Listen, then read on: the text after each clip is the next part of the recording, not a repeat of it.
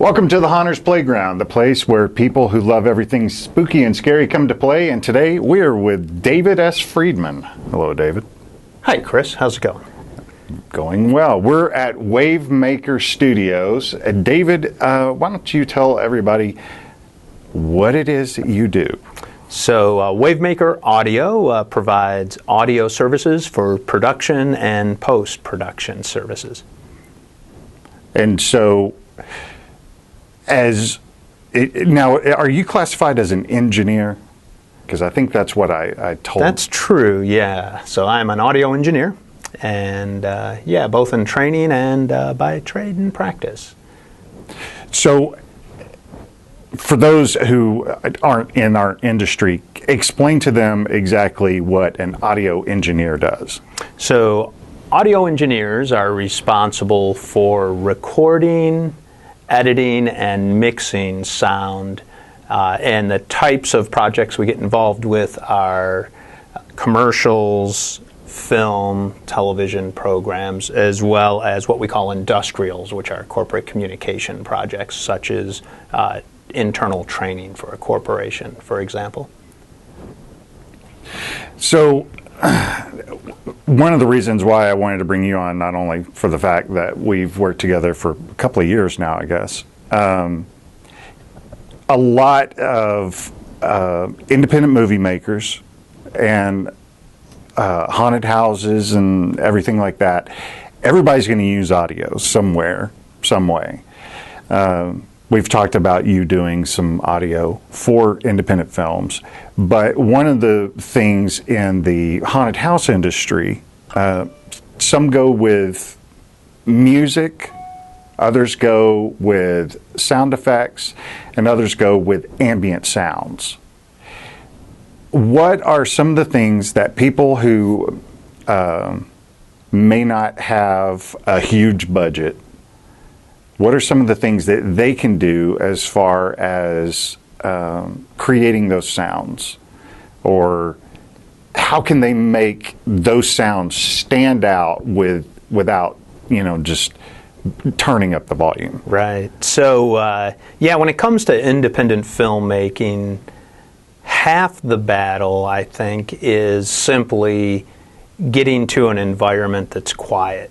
And so that has a lot less to do with your technical acquisition of sound and a lot more to do with just the pragmatic logistics of choosing, for example, to shoot in a location that isn't noisy. So if you're shooting outside, be conscious of the fact that, am I in an airplane flight path? Am I near a train track? Is the neighbor's air conditioner running while you're shooting? And taking care of those details in terms of just logistics and operations on where you shoot. If you're shooting in a room or a house, turn off the air conditioner, for example, so you don't hear the air blowing and the fan turning, things like that. The other thing that falls along the same lines is mic placement. Mic placement is half the battle. It doesn't matter whether it's a $2,000 mic or a $200 mic. The placement of the mic is significant in terms of make sure it's on axis, make sure you're in close proximity, make sure you don't have two mics crossing each other, so you have potential phase cancellation. Again, all of that can be accomplished and managed regardless of budget. So whether it's a high budget or low budget, those are all things you should be doing either way. One of the things that David was talking about with location in my first movie, we shot a mile north of Texas Motor Speedway during the race season. We were in the glide path of Alliance Airport, and we were a quarter of a mile from a gun range. And literally on one day when we had Burton Gilliam from Blazing Saddles on the set, we had race cars that were doing their time trials, right. We had airplanes flying over, and we had guns going off.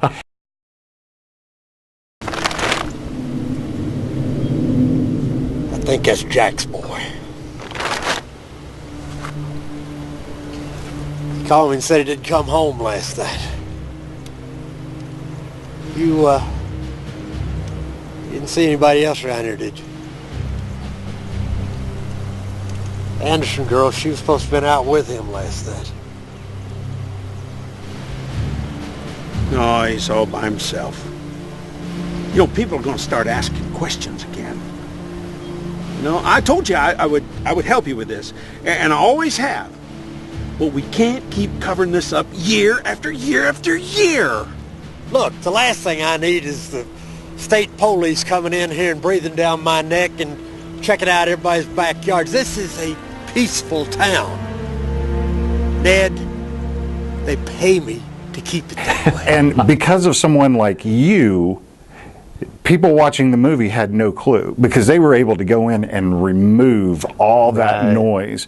And so I'm sure that must be one of the headaches you face as an engineer of someone who doesn't know about proper mic placement or this is the only way we could get this shot was we had to be, you know, here, and so all That's the noise. right. Yeah, sometimes you can't control these extraneous factors that introduce a lot of noise into the mix. The creative aspect of the project takes priority, and so then you end up in a scenario where you have to fix it in post. And so in the post-production phase, there's certainly opportunities to do that via ADR, automated dialogue replacement, as well as cleanup, certainly, of trying ultimately to lower the noise floor and whatever sounds you want to pull out. And there are certain techniques and certainly software plugins that will help achieve that in the post-production world. But it's expensive, though. So that's where you see projects get derailed, but either financially speaking, or even if it's if you're getting the audio work done on the cheap in post, then it's a time expense. In other words, it can derail the project, not necessarily financially, but in terms of just getting completed, because it takes so much more time and effort than to fix it in post that, you know, it could delay a film. Even if it's just by a couple months, that might be a couple months to put it past the entry to a film festival, for example. Mm-hmm. So you'll miss your entire goal of the project. And so a lot of it can be fixed in post, and certainly there's always a percentage that is. But having said that, it's a lot more expensive to do it that way. So the earlier you catch it in the process, the more efficient it is. You know, I've through the years come across different people with, you know, the want of wanting to make movies or wanting to, you know, do even just do shorts. And one of the things that I'd always come across is so many people not realizing just how much work is involved with, you know, finding the right locations, using the right camera, having the right microphones. I personally have 6 different boom mics, you know, from the short shotguns all the way, you know, to I think the longest one's 18 inches, you know, because of those different environments. And, you know, a shotgun mic is a directional microphone that has a cone, I guess is that's a good way of saying it. Yeah. Of how it picks up. What we're using are lapel or lav mics, and so with different microphones you get different sounds. Right. And it's the diaphragm. Is that what it is? Or? Yeah, certainly the shape of the transducer as well as other components of the mic determine whether it's a cardioid or an omni pickup pattern or a supercardioid, for example. But yeah, certainly choosing the right tool at the end of the day, whether it's the camera or the microphone or the lights, you know, falls in that first half of the equation, which is all just operational and logistics type of things. And certainly budget does come into play there. You can get a lot nicer mics at higher budgets, that kind of thing. But I've certainly heard and have seen great shorts completed and delivered on what I generally characterize as lower quality equipment, but the use was proper. And so don't let the fact that you can't afford the best mic deter you, because if you have a lower end shotgun mic, for example, let's say, boy, if you're good at having good proximity and being on axis, it's probably going to be okay. And so a lot of those techniques that you would learn, regardless of the price of the gear, is certainly the foundation that you want to build upon. Because over the course of time, you'll eventually get hold of better gear as you move through your career. But we all start somewhere, and where we start is probably not with the best equipment, but if you learn the proper techniques, that's what's important. You know, I read the book by Robert Rodriguez, Rebel Without a Crew, and he talks about how he borrowed a film camera while he was going to school, went down Mexico, I guess is where it was, or New Mexico, to shoot the movie. And he had a little Radio Shack cassette recorder with a Radio Shack microphone. Right. And he would shoot the scene, and then he would try to remember how the dialogue went with the shot that he liked. And of course, you're talking one, at the most two takes, because he didn't have enough money for, some professional big budget movies, they have 100-to-1 shoot ratio. So that means for every shot, they shoot it 100 times. When you're low budget, you don't have that luxury. Right. Yeah. Mostly because of time, not because of the digital age now. You're not having to pay for film and everything. But Robert Rodriguez, having that knowledge, he was able to take those pieces of junk, basically, and things that when they were trying to put the movie together in California at a studio, professional editors, they couldn't figure out what was going on, because they're like, the lips don't match for what people are saying. And that's Robert Rodriguez would cut away early, so he would get a couple of words that matched, and then he would cut away to a different shot, what he called cut away to the dog. Which was, hey, we would always have a shot that we could go away to, so you wouldn't see how the lips didn't match up. And that's now what they would call that is ADR, where actors, and when I've worked with a few ADR guys, they've said, upwards to 80 to 90% of an entire movie, big budget movies, can be ADR'd. Certainly can be. On average, if you look at the metrics from just purely an audio perspective, if you take an episodic television program, for example, on average, in the range of 20 to 30% is re-recorded in post-production, specifically the dialogue, and using an ADR technique. It's not uncommon to have 20, 25% re-recorded in post, and certainly that changes based on the nature of the program. If it's an outdoor program, there's going to be more. If it's a more controlled environment, there's typically less. But certainly there's a percentage in that range of dialogue that's re-recorded. Now, I noticed back here, oh, you took it away. You had a Zoom recorder. Yep. I think it's the N4. Yeah, that was the H4N. Yep. H4N. Yep. I have the older version of the H4. Right. That's one of the things nowadays, because there are such huge libraries that even low budget filmmakers can go to where they can get from sound effects to music. There's not as much Foley work going on. But with my last movie, I wanted to do Foley. And so I grabbed an H4. now the mics on it are fairly decent. I've used them a lot for voiceover work. Sure. As long as you can mount it. If you got your hand on it, you can pick up a hand noise. But I would plug in vocal mics.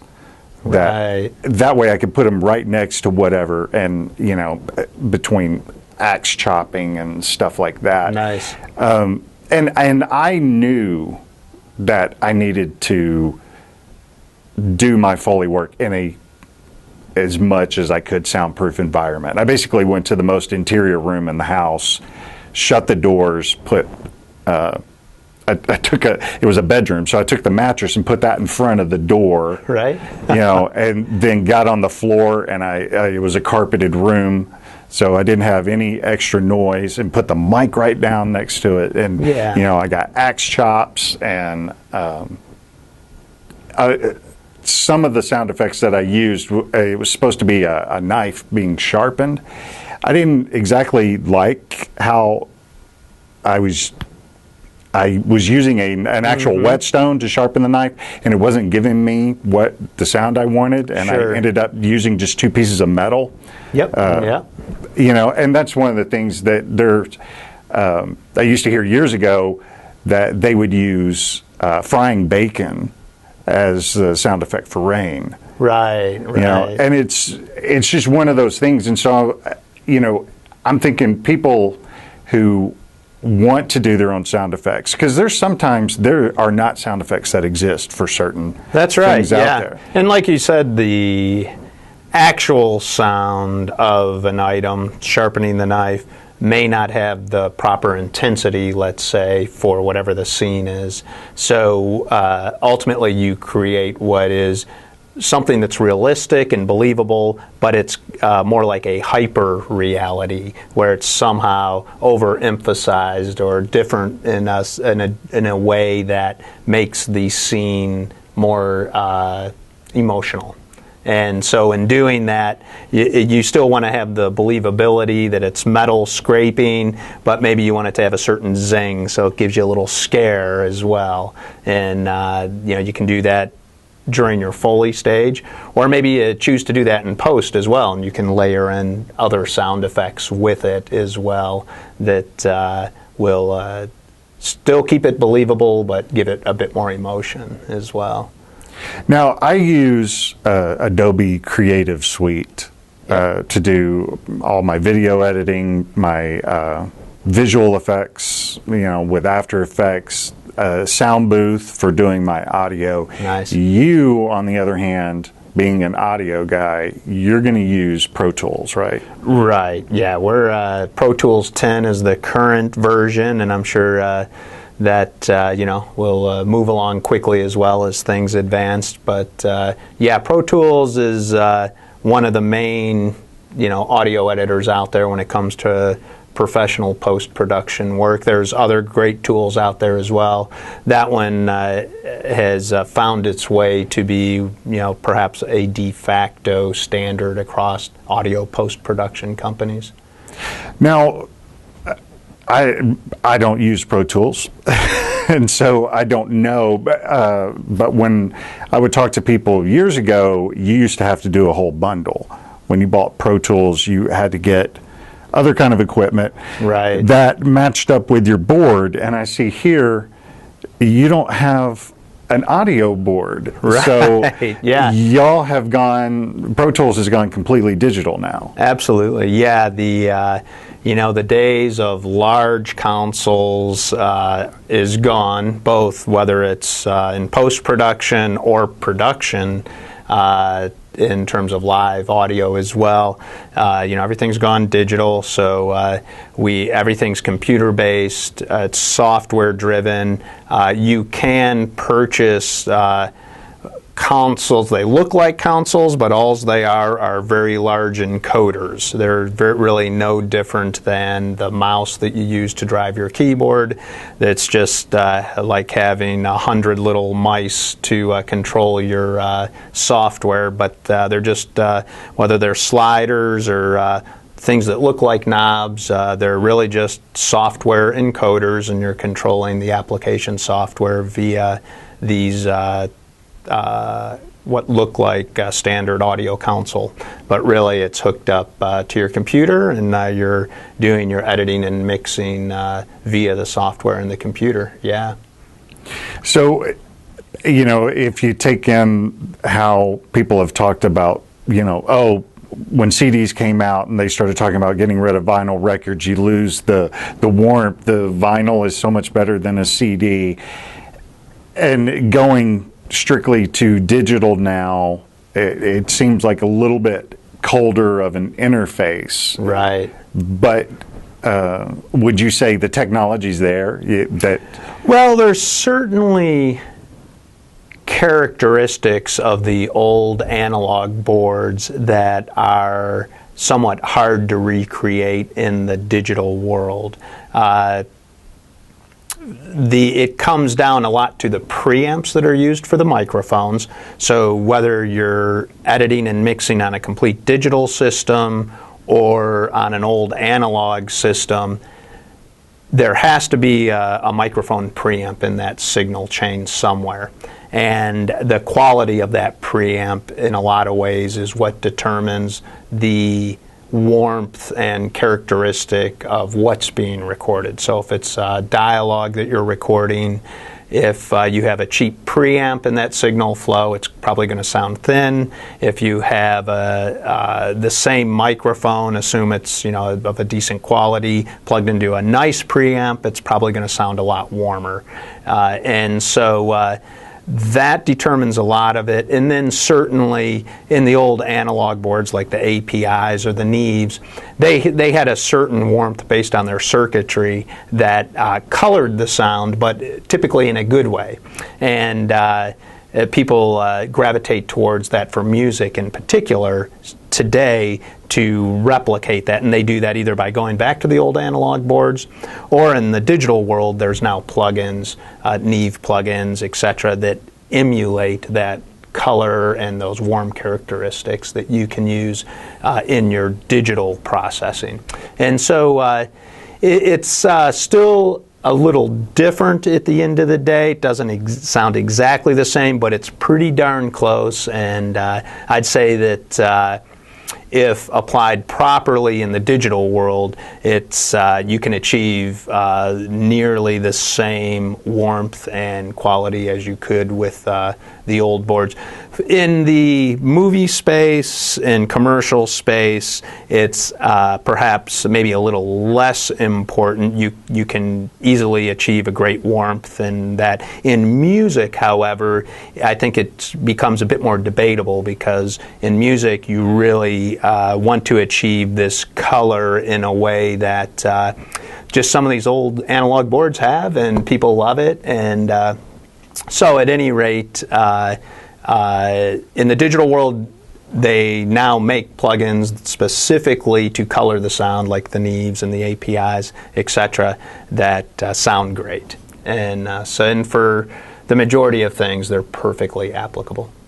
Yeah, I have a friend in a band that they were touring, and he invited me out. And I got to the show, and I was going to shoot some video for them to put online. And he pulls out this 30-year-old amp.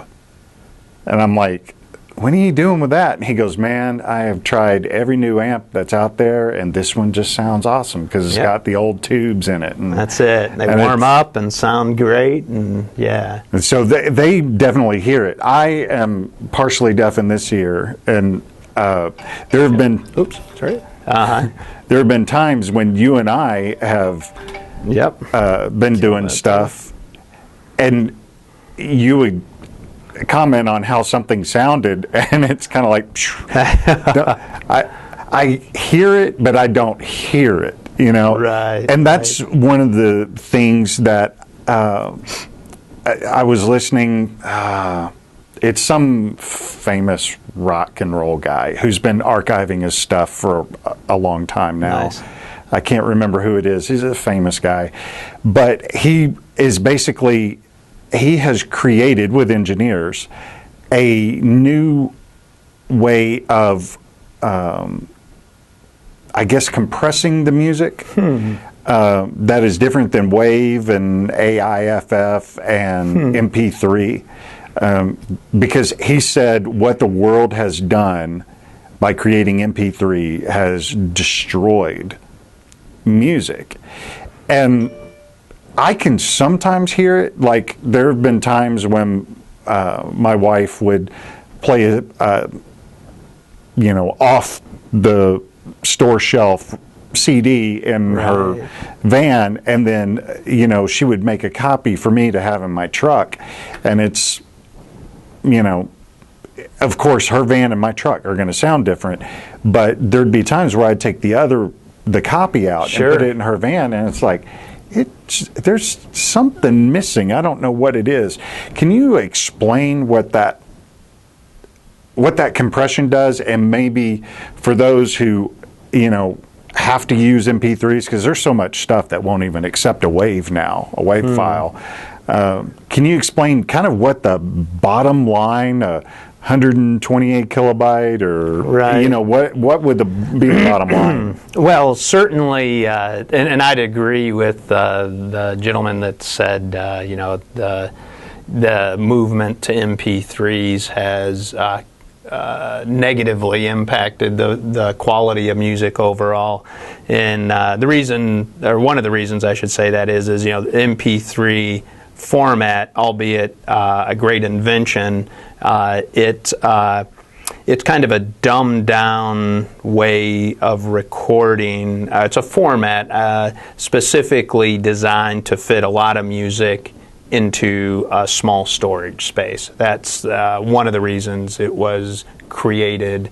And that particular codec, which accounts for the process of sampling sound and putting it into ones and zeros, does two things. It samples at a particular rate, which you can adjust as slower or faster. The slower the sample rate, the poorer the quality. The higher the sample rate, the higher the quality. And then the other thing that it does is it compresses it. So after it's sampled and digitized, it compresses it down, kind of like zipping up a file on your computer. And again, to save space. And so both of those things hurt the dynamic range and the overall quality of the sound. The upside is you get a lot of music in a very small space. So for the millions of people that now listen to music on iPods and other digital devices, that enabled this uptake, right? The downside is that what you hear, because it's a lower sample rate and it's compressed, is of a lesser quality, lesser dynamic range than your standard CD player, or certainly what we used to hear off of albums, which were a complete analog technology that had just a much broader dynamic range in a lot of cases. So the MP3, while a useful codec and tool, and it's used everywhere, for streaming off of websites, because again, it's a small footprint with a lot of information. Digitally speaking, it has a lesser audio quality. So WAV files are a step up from that. They're not compressed as much as an MP3, and so they sound a little better, but they're a bigger footprint and take up more space. So that's just nature of the beast, and it's really up to the end user to decide what's best for their application as well. If it's a broad set of music that you want on that little iPod player, then there are some choices in there too. Options that if you go into the properties of your iTunes, you can control the way in which the music's imported, and you can increase the sample rate or choose formats that are of higher quality or of lower quality if you need to fit more into the disc or into the application itself. And I guess on the other side of that is it's not just what's playing, but what it's playing through. Absolutely, yeah. Studio monitors or speakers are going to be a million times better than any home computer, Right, yeah. Or, at the end of the day, too, the majority of people listen to a lot of the content these days through their earbuds off of an iPod. And, so that last leg of the signal flow is certainly determines a lot of the quality that's delivered, that's for sure. So doing live venues, or with this being pretty much October, haunted house season and stuff like that, some of the things that I've seen with like haunted houses in the old days when I used to do haunted houses, we had to use loop tapes. I'm sure you're familiar with the old like loop old tapes. Carts and absolutely, yeah. And horrendous to deal with, because if one got eaten up, and then to record them. I mean, it was basically a cassette tape that didn't end. I mean, it would just keep playing over, but you would have about a 10-second little gap in there sometimes. Right. And even though if it said 5 minutes, it may not be 5 minutes, and there was really no way to time it. Right. Because you could only get so many recordings on them because they were not of the highest quality. Right. But now with MP3s, you can loop the sound and everything like that. Right. Some haunted houses that I've been into, incredible sound. They're doing like surround sound where you're hearing great ambient sound, effects. Sure. And so people understand what ambient sound is. Sound effects would be, knocking, punches, gunfire. Music would be something that would kind of be going along with the action, kind of building up suspense. Ambient sound is a tone. I guess it could kind of... Yeah, just kind of, it could be the ocean sounds that you hear on the beach. It could be, the birds making noise in the background, but it's the subtle environmental sounds. Yep.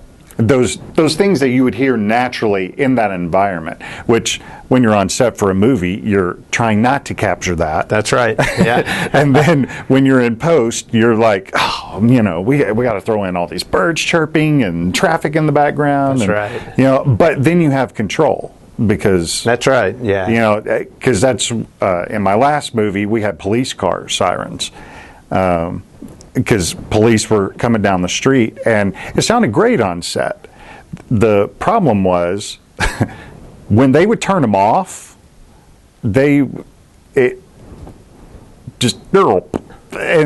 was it. And we worked it into the music.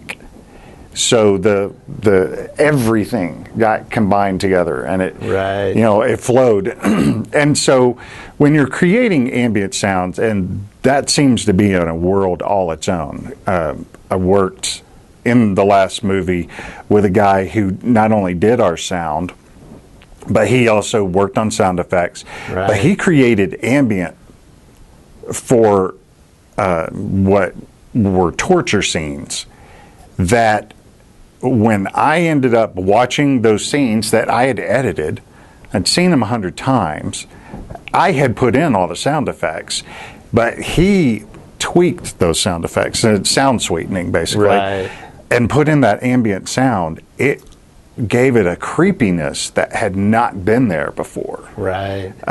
Because the location's basically a garage. And it's like, well, how do you get ambient sounds from a garage that's supposed to be, out in the middle of an abandoned junkyard? Right. But he did it. And so that's got to be a real kind of talent there that... How do you even begin to figure those things out? Yeah, that's one of those things that if done properly, it shouldn't be noticed, right? So when you're watching the film or the movie or whatever it is, that if the ambient is done properly, if the effort, things, you have a whole track for effort. These are grunts and moans and other things that are not exactly dialogue, but it's the the effort you hear people put forth as they move or walk. So there's the effort track, there's the ambient track, and things like that. That there's very much an art to creating those environments from nothing, in effect. It could be the garage at someone's house, but by the time you see it on the screen, it sounds like it's the dungeon of, the worst place in the world, and you can really scare people. But ideally, it's done in a way that it's believable at the end of the day. And but that's just a couple of those things you do in post-production from an audio perspective that you help paint that picture and make it believable. And at the end of the day, it's all about creating emotion with sound. When you see a picture, they've done behavioral studies that show degrees of understanding and how it moves people, but ultimately it's the audio that creates the emotion, whether it's happy or sad, or if your heart's pounding. Ultimately it's the ambient or the music or the audio-related tracks that lead one into an emotional state. And so that's an important aspect of telling the story. It seemed like Alfred Hitchcock really knew how to do that. Right. Where he knew when to put in, well, you never put in silence. There's what they call a noise floor. So there's always something going on, unless it's totally intentional that you want to do sound deprivation. Like if there's an explosion in a war movie and a guy's grabbing his ears, if you want to put in, their eardrums. If you're taking that first-person perspective, and that's right, And but Alfred Hitchcock knew those subtleties, because he was, by what most people say, he was a control freak. He was in every aspect when it came to making a movie. So I'm thinking, with the time of year that it is now, a lot of people are getting into the whole, let's make a scary movie, let's make a short, let's do a haunted house or whatever. What are some little tips or tricks that you would suggest to people on how to kind of take that step further, that maybe they just say they're kind of beginners. They've just grabbed a camera. They've got the on-camera mic. They don't have a sophisticated audio setup. But what are some of the tips you might suggest? Well, and this is for making like a short of some kind, or just to grab sound effects, or gotcha. Yeah, I think just back to those basic ideas of mic placement. Trying to get as close to the subject matter as possible. So if it's a person, if it's a dog, if it's that ambient sound you're trying to capture outside, trying to get in proper proximity. Making sure that the pickup pattern of the mic is on axis. So if it is on the camera, that's a pretty tough uphill battle. I wouldn't recommend that by any means. Even if it's a cheap mic, I'd certainly encourage you to get a cable and plug it into the camera, and at least get a shotgun mic close to the subject matter, certainly.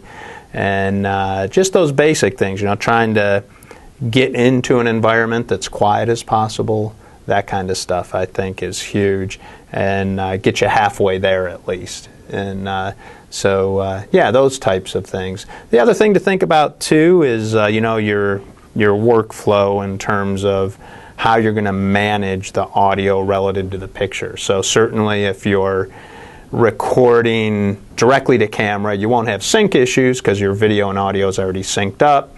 But if you are recording to an H4n or some other external audio device, now you need to worry about sync to camera. And certainly there's technical solutions like timecode, but if you're on the the low end budget, certainly just learning how to manually slate your shot and follow a good protocol of slating every shot, and then using tools that are out there that will help you sync it up in post, whether it's in Premiere or Final Cut, etc. Like Pluralize or different software tools that are out there. But the ability to do that really starts in production, where you have to just manually slate properly, and that's every shot, so that you can sync the external audio with the camera video. So that's another. It makes a big difference because I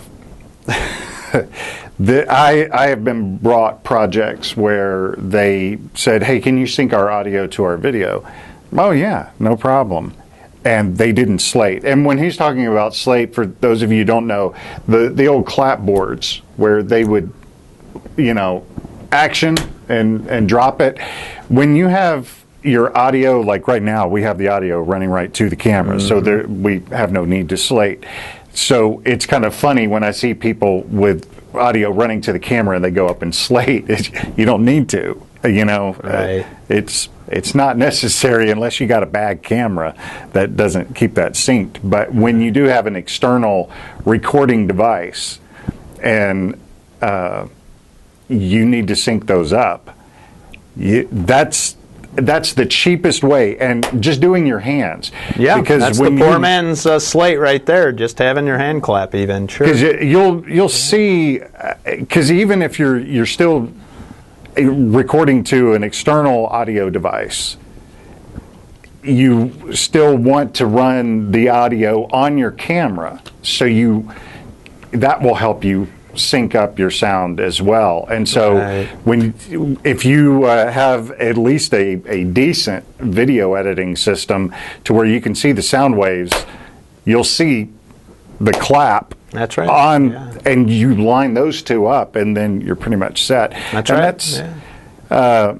That's a lot easier when you do at least have camera mic. The time that I had to sync up all the sound, the slates were not there, the cues, and so I actually got very proficient in being able to hear dialogue, then watch people's mouths moving, and I started learning to read lips pretty well, to where I could go, no, that doesn't match that doesn't match that, and now I can sync something up really pretty fast. Absolutely, but that is an expensive proposition, though. Again, it may not be financially expensive if you're doing it yourself, but it's expensive in terms of time, certainly, to go through the process of conforming or reconforming audio to video because it's out of sync.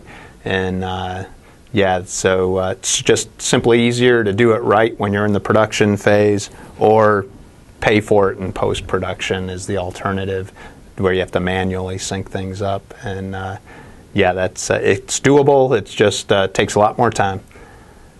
Absolutely. And speaking of time, I think we've used up enough of David's time. Thank you. Thank you, Chris.